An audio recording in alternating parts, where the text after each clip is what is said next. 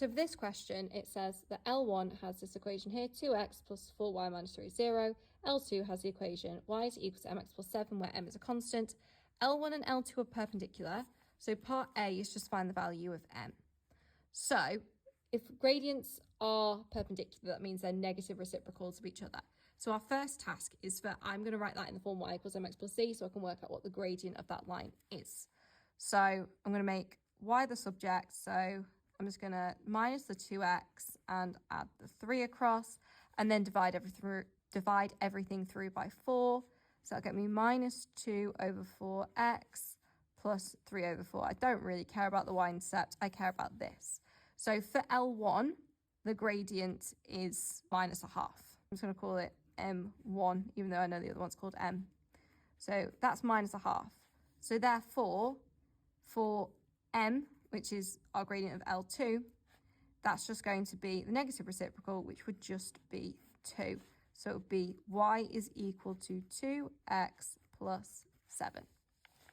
And then part B, it says they meet at the point P, find the x coordinate of the point P. So what I would do here is I've got an equation with x and y in. Let's make them equal to y, make them equal to each other, and then we can find what x is going to be. So let's make it, so it's minus a half x plus 3/4 is equal to 2x plus 7. So let's clean that up. So I'm going to add the x across and take away the 7. That'll give me minus 6.25 on this side. And I'm going to add the half over, which will get me 5 over 2x on this side. And then I'm just going to divide by 5 over 2 or multiply by 2/5 there. And that will get me that x is equal to minus 2.5. And that's my x coordinate. I don't need to do any more work because it only asks for the x coordinate. So we want to have a look at this question. So a curve has the equation here where x is greater than 0. Find in its simplest form dy by dx. So we're just going to differentiate that. So to differentiate it, we are just going to bring the power down and then reduce it by 1. So bring the 2 down, 3 times 2 is 6, reduce the power by 1, it's just going to be x. And then 24 over x we hopefully should recognise as 24x to the power of negative 1. So bring the power down, that'll give us a minus 24, and then reduce the power by 1, it'll be to the power of negative 2. And then the plus 2, because there's no x on it, it just disappears. So it would be 6x minus 24x to the minus 2, or 6x minus 24 over x squared. So now we want to find the values which the curve is increasing. So if it's increasing, its rate of change is going to be bigger than 0. So we're going to just set our dy by dx to be greater than 0 if it is an increasing function. So we're doing 6x minus 24x to the minus 2 is greater than 0. Let's go ahead and add that 24 across. So that's going to be 24x to the power of minus 2 there. So now I would probably multiply through by that x squared now, because x is minus 2. So remember, that's just 24 over x squared. So I've multiplied everything through by x squared. So I get there now 6x cubed is greater than 24. Then I'm going to divide through by the 6. 24 divided by 6 would just be 4. So then get x cubed is greater than 4. So then I just need to cube root that. So cube root of 4. So x is going to be greater than the cube root of 4. So let's have a go at this question then. So it says that we have a triangle here. We have ABC. AB is 3x, AC is 2x, and CAB is 60. That's shown on our diagram. The area of triangle ABC is 18 root 3. Show that x is 2 root 3. So for us to show that, we have to be really explicit in every line of working of our calculation. So I'm hoping when we hit area of a triangle, we're thinking of a half AB sine C. So we know the area is 18 root 3. A half, well, if this is angle C, that would be side C, so these two must be A and B. So that's 2x times by 3x, and then sine C is sine 60. And sine 60 is root 3 over 2. So let's just clean all of that up. So we end up with 18 root 3 here. We're going to end up with 6x here or 6x squared, I should say, root 3, and that'll be over 4 like so. The root 3's are going to cancel out like so, and then it'll be 18 times by 4 over 6 is equal to x squared. 18 times by 4 over 6 is 12, so therefore we get 12 is equal to x squared. So then let's square root that. So x is root 12. It'll only be the positive because for things like areas and length of things, it has to be positive. So root 12, which hopefully we can figure that out without a calculator, but that would be 2 root 3. But just make sure you're really explicit with every single line of working there for a show that. Okay, then part B, hence find the exact area of length BC, so here, giving your answer as a simplified surd. So I'm hoping we might then be thinking about cosine rule because we are missing side, we'll call this side A, but we know angle A and we know sides B and C. So I'm hoping we're thinking cosine rule. So A squared is equal to B squared plus C squared minus 2BC cos A. Just be careful because it asks us to give our answer as a simplified surd, so make sure you're giving it in that form. So A squared is what we're trying to find, so that's equal to the square root, so we'll call it A and square root it all. So B squared, so let's see that B is 2x, and we said that it's going to be 2 root 3, so B is 4 root 3. So that'll be 4 root 3 squared plus, and then C is 3x, so that'll be 3 times by 2 root 3, so that'll be 6 root 3 all squared. And then we're doing minus 2 times 4 root 3 times by 6 root 3, and then times by cos A being, well, A is 60, so it'll be times by cos 60. And then it's just a case of plugging that in on our calculator. And that will get us to root 21. So A is 2 root 21, and that is our exact answer as a surd. Let's now have a look at this question. So it says curve C has this equation here. Y is equal to k squared over x plus 1, where x is a real number and doesn't equal 0. K is a constant. Sketch C stating the equation of the horizontal asymptote. So I'm hoping we see it's going to be a reciprocal graph. So let's just think about what y is equal to kx. What does that graph look like?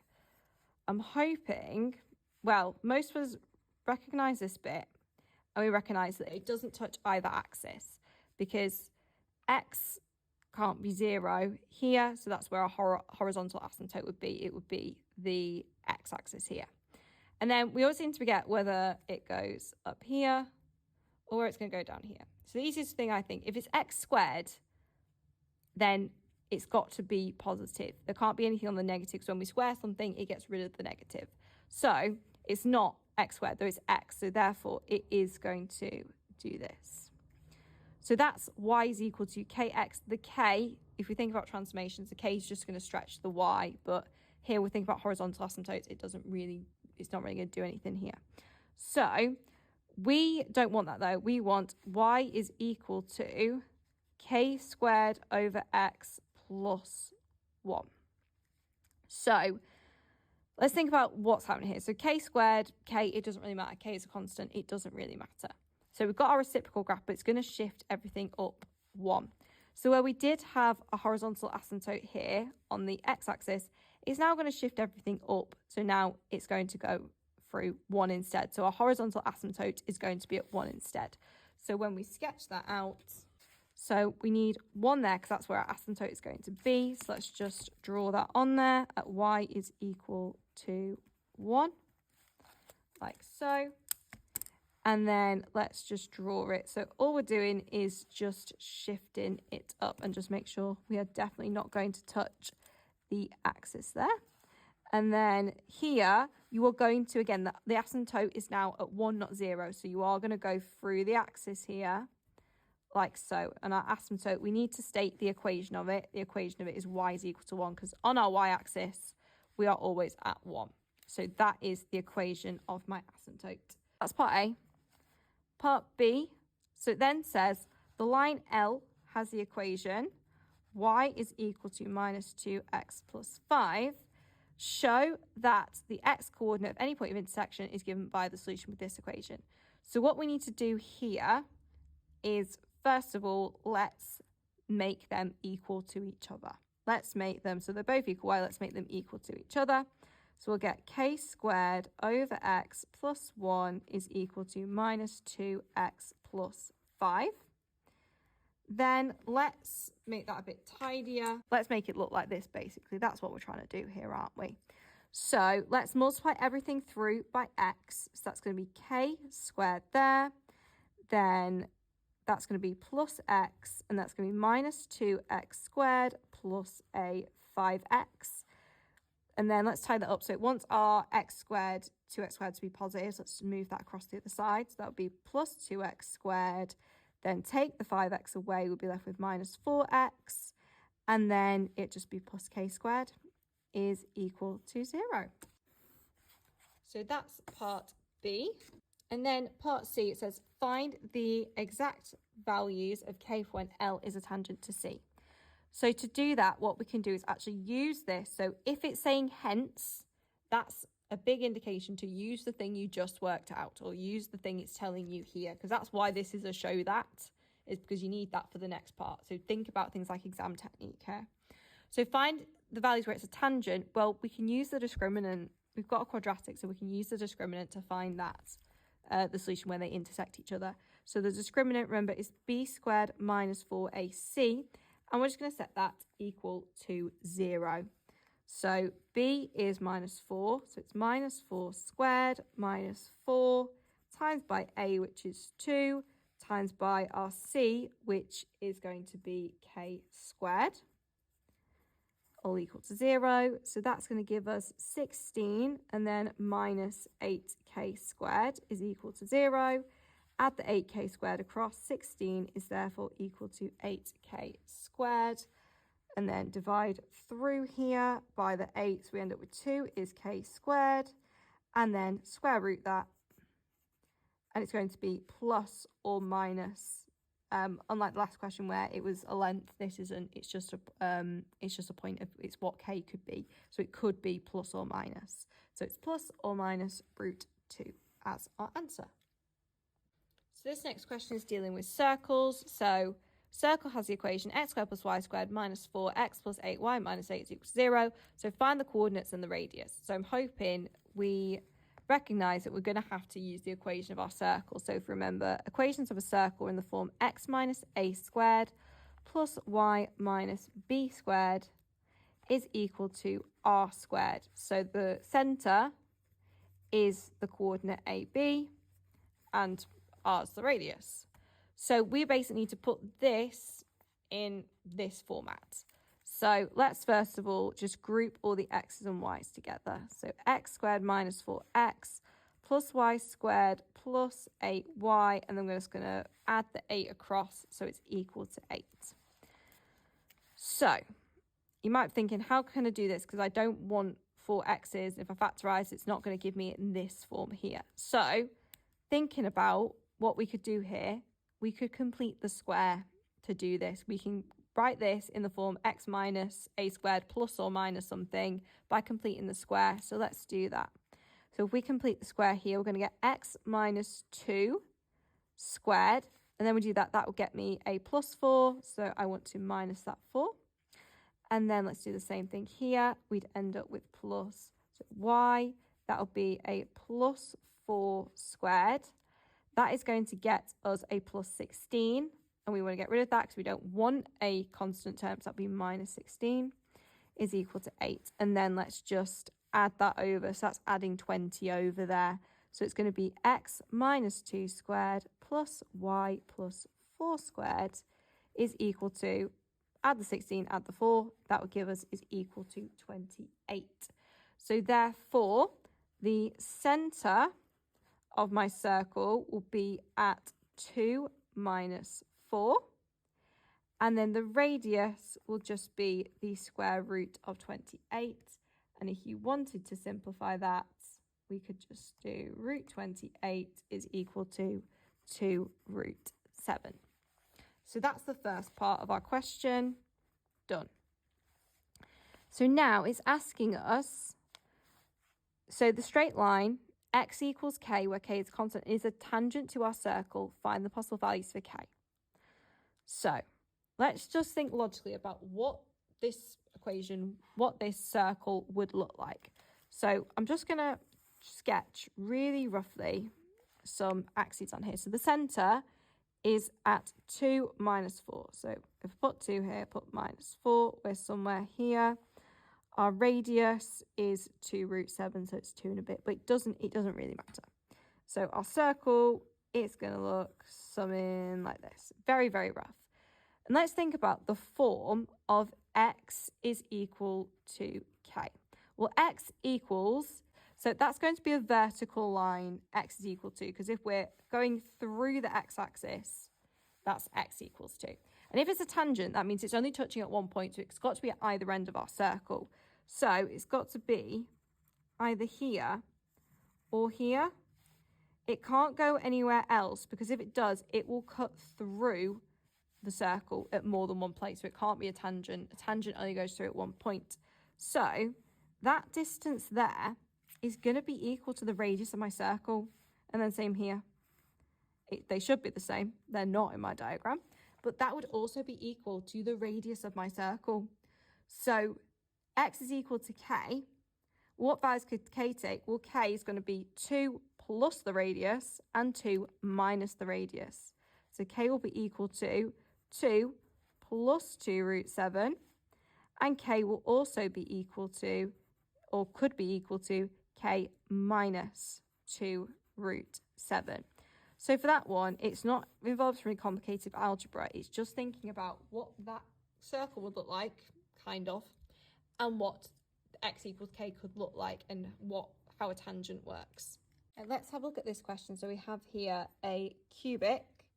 So 2x cubed minus 13x squared plus 8x plus 48. We're going to prove that x minus 4 is a factor. So we're using factor theorem, but you have to be really explicit about the factor theorem and make sure the examiner knows that you're using factor theorem and you understand why it works. So if x minus 4 is a factor, that means f of 4 is 0. So I'm stating I know that, so I need to prove that's the case. So let's substitute in f of 4. So that'll be 2 times by 4 cubed minus 13 times by 4 squared plus 8 times by 4 plus 48. So let's do that. So 2, that'll be 64 times by 2, that's 128. And then 13 times by 16, that is minus 208. 8 times 4 is 32, and then we get plus 48. So I'm hoping when I type that on my calculator, it equals 0. And if I have a look here, yeah, it does. It equals 0, doesn't it? So that equals 0, and then I'm just going to be even extra and say, so f equals 4 is 0, therefore x minus 4 is a factor. So that's part A, factor theorem. Then let's have a look at part B. So part B is asking us, hence using algebra, and I'm going to underline that because some of your calculators might have a solver function on it, but you need to use algebra if you want to get the marks. Show that f of x is equal to 0 has only 2 distinct roots. We can actually see f of x here. And we can see here we've got a repeated root. So we basically need to show that when we factorize it, we're going to get a repeated root out of it. So we first of all need to divide. So 2x cubed minus 13x squared, add 8x plus 48. We need to find its other factors. So we need to divide it by x, x minus 4. So there are multiple ways you can do that. I personally really like using the grid method as opposed to long division. So I'm going to put x minus 4 here, and then if you think about grid method, you need to think what we need to multiply out to get our answer. So it's going to be a quadratic, so we're going to have an x squared here, an x, and then a constant. We need to figure out what those coefficients are going to be. So we need to think about, I need to make 2x cubed here. So the only way I can make x cubed is by doing x times by x squared. I need it to be a 2x cubed, so that has to be a 2x squared there. So 2x squared times by x is 2x cubed. Then multiply that by the negative 4, that's negative 8x squared. So I need negative 13x squared. So I've got my minus 8, I'm going to need another minus 5x squared. The only way I can get x squared is by doing an x times by an x. So that's going to have to be a minus 5x there. So that will get me my minus 5x squared, which I wanted. And then minus 4 times by minus 5x will give me my minus 20x. Then I want plus 8. So I've got 12 too many. I need a minus 12x. The only way I can get a minus 12x now is by timesing the constant term with x. So that I'm going to make minus 12. Oh, it's positive 20 there. That's why. So yeah, that's going to be a minus 12x. And then minus 4 times minus 12, that gives me plus 48. So I'm hoping this should bring me back to here. So I've got my 2x cubed minus 8x minus 5x, that's my 13, minus 13x squared. 8x, I've got a 20x minus a 12, that's going to make 8x, and I've got my plus 48. So that must be what x minus 4, when we divide this by x minus 4, it gives us 2x squared minus 5x minus 12. So now to find the other root, we need to factorise that quadratic one stage further. So there may be multiple methods that you like to use for this. So I'm just going to do split up method, but it's totally up to you how you solve that. But again, algebraically, so try and use algebra, not a solver tool. So I'm just going to split it up. So it's going to be 2x squared, and then I'm going to make this, I think I'm going to make this a minus 8x, and then a plus 3x, because that has to add to make minus 5x, and then the minus 12.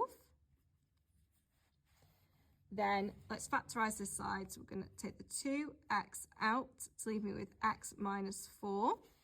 And then we're going to factorise the 3 out to get 3x minus 4, meaning that factorises into 2x plus 3, x minus 4.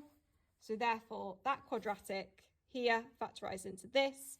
So therefore, we can now say that 2x cubed minus 13x squared plus 8x plus 48 factorises into x minus 4, 2x plus 3, x minus 4.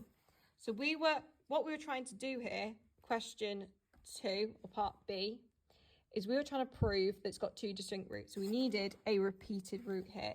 So now we can say that. We can say that f of x has a repeated root of 4, because we have that x minus 4 there. So it has a repeated root 4 and another root, and we can just work out what that is. And another root of, it's going to be, is it minus 3 over 2. So they are our two roots. So part C, as figure 2 shows a sketch of the curve where y is equal to f of x. So that's what we just saw, and we have our repeated root here. So we know that's at 4, and we know this bit is at minus 3 over 2. We just worked that out. So it says, deduce given reasons for your answer, the number of real roots of the equation 2x cubed minus 13x squared plus 8x plus 46. It does not say f of x, because why would we need to prove that? We've already been told it's got two distinct roots. So it's not going to be the same graph. So think examination-wise, why would they ask you the same question twice? They're not going to. So plus 46. So let's think about what that means. So our original f of x, so we have, if I just move this up like so. So we have a 2x cubed and a 2x cubed. They're the same. We have a minus 13x squared and minus 13x squared. They are the same. 8x and 8x are the same. It's only this bit here, the 48 and the minus 46. So that is a translation of minus 2, isn't it, in y. So what you might want to do here is you can just sketch that out if you want to. Because that shifts down by 2, this minus 3 over 2 here, instead of being at 0, it's now going to shift down to minus 2. So we're going to have a point now here at minus 3 over 2 minus 2. And this point here, which was at 4 on the x-axis, it's now going to be at, if that's 4, it's now going to be at 4 minus 2 here. So then the actual shape of our graph is going to look exactly the same. So it's going to go up through the minus 3 root 2 box, it's shifted down, and then go through the y-axis here, and then come back down like so. So if we sketch the same shape, the shape's going to stay the same. So it's going to go through here, it's going to go through our y, and then it's going to go down to here, and then go back up. We're going to say some lines off. So this is the graph of f of x minus 2, because f of x was this thing up here. It's been translated to downwards. So the roots of f of x have been translated by 0, 2. If you want to write it as a vector, you're more than welcome to. So the graph would now have 3 roots, as it's going to cross the x-axis in 3 places now. So I find something like this, drawing a sketch of it. So if you want to, let's label that as f of x minus 2, just to make it really obvious. That's what we've done. We recognise it's a translation of minus 2. So therefore, it's going to shift down. We're going to have 3 roots. So let's now have a look at this question here. So it says, show that 10 sine squared theta minus 7 cos theta plus 2 over 3 plus 2 cos theta is equal to 4 minus 5 cos theta. So for a show that, remember, we have to be really explicit with all of our working out. And we're going to have to use some trig identities here, because we can see here that we only want cos here. So we're going to need to get rid of these sines and make them coses. So I'm hoping we recall this identity here, that sine squared theta plus cos squared theta is equal to 1. So we can rearrange that and put it all in terms of sine squared theta and then substitute that in. So sine squared theta is 1 minus cos squared theta. So now we can put this into our expression. So we have 10 and then 1 minus cos squared theta minus 7 cos theta plus 2 is over 3 plus 2 cos theta. Now, don't make it equal to this and try to rearrange it. Just stick with this side and make it look like this. That's the aim of this question. It's not to move anything about over the identity symbol. It's just to simplify this and make it look like that. So let's expand this out to start with. That'll be 10 minus 10 cos squared theta minus 7 cos theta plus 2 all over 3 plus 2 cos theta. And then what I'm going to do is just move that 10 across there. So that 10 would just make that a plus 12. And then what I'm hoping we can see there is that we formed a quadratic in terms of cos theta. So let's now try and solve that quadratic. So if you want to write in terms of x, if that would make you happier. So we're trying to solve minus 10x squared minus 7x plus 12. I'm hoping it'll factorize and it'll hopefully give me something that cancels out. That's the idea with this 3 plus 2 cos theta. So we'll do minus 10x squared, we'll do minus 15x plus 8x plus 12, split that up, and then we'll put the minus 5 here, minus 5x, and then we're left with 2x plus 3, and then factorize the 4 here, we'd be left with 2x plus 3, minus 5x plus 4, 2x plus 3.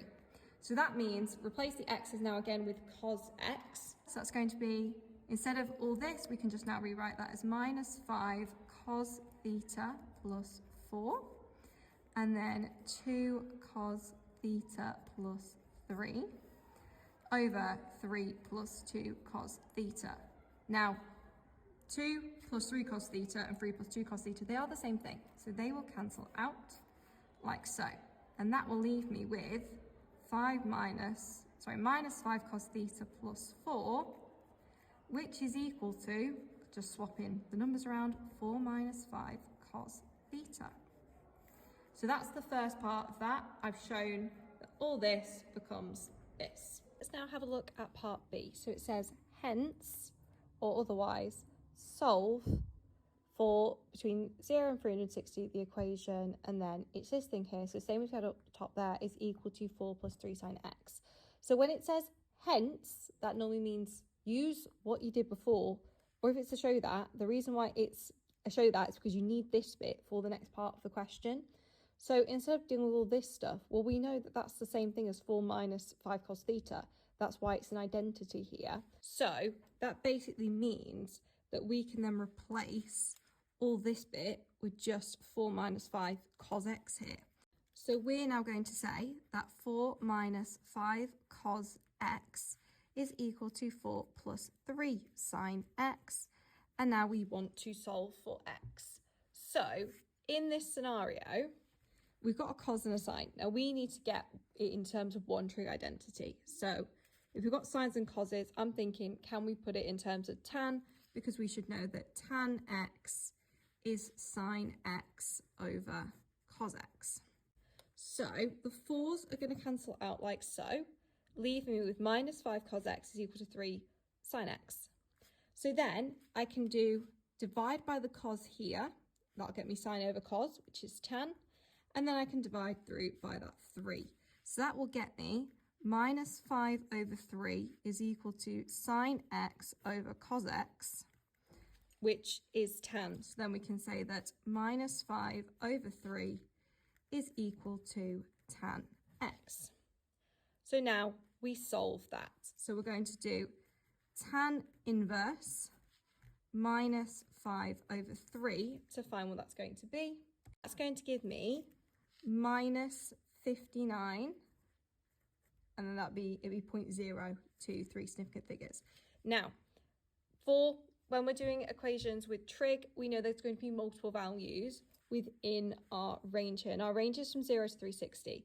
So if we imagine or picture what the trig graph looks like, hopefully we can see it's repeating every 180 degrees. So where tan of 0, tan of 180 the same value, and so on. So for tan, to find your other solutions in your interval, just keep adding 180 on. So we're going to add 180. That will get us 121 it'll be, because it's 120.9. So to 3 significant figures, that would be 121 degrees. Then we're going to add 180 again, just to see what else is in that range. We get a solution of 300.96, we'll call that 301 degrees. And then we could have 180, but we're going to be out of our range. So they are the 2 solutions in our range. So x will equal 121 degrees and 301 degrees. And they are the 2 solutions for x within our range. Let's now have a look at this question. So it says we have a sketch of a curve with this equation here. So we have a cubic. It says it has a minimum turning point at x is equal to k, and we can see that here on our diagram like so. It says the region R, shaded here, is bounded by the curve on the x-axis and the line x is equal to k. So here's my k. This line here is x is equal to k because it's cutting the x-axis at k. So x is always equal to k on that line. So it says, show that the area of R is 256 over 3. So it's an integration question here, because if we want to know areas under curves, that's integration. So we can integrate this, but to find the area, we need to know our limits. Now, one limit is going to be at 0, the other limit is going to be k. So the first thing we need to do is find k. So let's think about what we're told about k. We are told that k is the minimum turning point. It's that value there. So if we want to find turning points, we're actually going to have to differentiate it first. Let's differentiate our cubic function here. So the 3 comes down to giving us 6x squared. The 2 is going to come down here to make that minus 34x, and then plus 40. And then to find our turning points, make dy by dx equal to 0, because our rate of change to our gradient at those points are going to be 0. So this is a quadratic, so we just need to solve that quadratic. So you can use whatever method you want to. I'm going to just use the quadratic formula for that. 34 plus or minus the square root of 34 squared minus 4 times 6 times by 40 all over 2a, which will be 12. That gets me a value of x is 4. when I do plus, and then if I do the minus, I get a value of 5 over 3. So we can think about this. So we have two turning points here. We have a turning point up here, and we have a turning point here. So they're the two turning points that we have. So if we wanted to, we could find the second derivative, and then for the second derivative, because we want a minimum point, it's actually going to be greater than 0 because the rate of change of the gradient is actually increasing at a minimum point. It's going from negative to positive. So we could do that, or we could think logically what this graph looks like. Well, 5 over 3 is 1.6 recurring. It's 1 2/3. So that is here, isn't it? So 5 over 3 is here. So that has got to make this one 4. So this here is going to be what k is. So that's our first thing we needed to do, was make k equal to 4. The next thing we are going to do now is we need to integrate it, this thing here now, within our limit so we can find the area. So we're integrating it between 4 and 0. If you remember, integration is the opposite of differentiation, basically. So when we do that, we are going to raise the power by 1 and then divide by that power. So this first bit, it's going to become x to the power of 4, but then we're going to divide by that 4. So it's going to become 2 over 4, which would just be a half. And then that's going to become minus 17x cubed divided by 3. Raise the power and then divide by it. And then this will become plus 40x squared over 2. And then we don't need a plus c because we're using limits here. So you don't need your plus c. So that's what we're going to get. So we could, if we wanted to, we could clean that up a little bit. Now, when we are putting our limits into this, when we put 0 in, because we've got no constant terms or anything, it's just going to be 0. So we normally would take away what the lower limit is, but that's going to be 0. So we're going to put 4 into here, and then it's minus 0, because when we put x of 0 in, we're not going to get anything out. So let's substitute our 4 in. Because this is a show that I'm actually going to just put those values in, just because when I type that in on my calculator, it gives me the answer. So I'm just going to put my substitution in here, just so I'm telling the examiner, I know this means substitute 4 in and then take that away from when I substitute 0 in. So just be really clear with everything that you're doing for a show that. Because if you're really explicit about it, they can't dock you marks because you haven't been clear. So I know the area is going to be equal to this thing here. So that gives us, when we put that in on my calculator, so this is what I get when I type it in on my calculator, I get 256 over 3, which is, funnily enough, what I was supposed to get. So that all works, doesn't it? So that is my area. Let's have a look at this question now. So it says, the value of a car can be modelled by this equation. So V is the value is equal to 15,700 multiplied by e to the power of minus 0.25t plus 2,300, where t is a real number and is greater than or equal to 0. So it says t is the age. Using the model, find the initial value. So for initial values, we are looking for when t is 0 and substituting that into our equation. So the value is going to be 15,700 multiplied by, it's just going to be e to the power of 0, because 0.25 times by t times by 0 is 0. And then plus my 2,300. Well, e to the power of 0, that's just going to become 1. This whole thing becomes 1.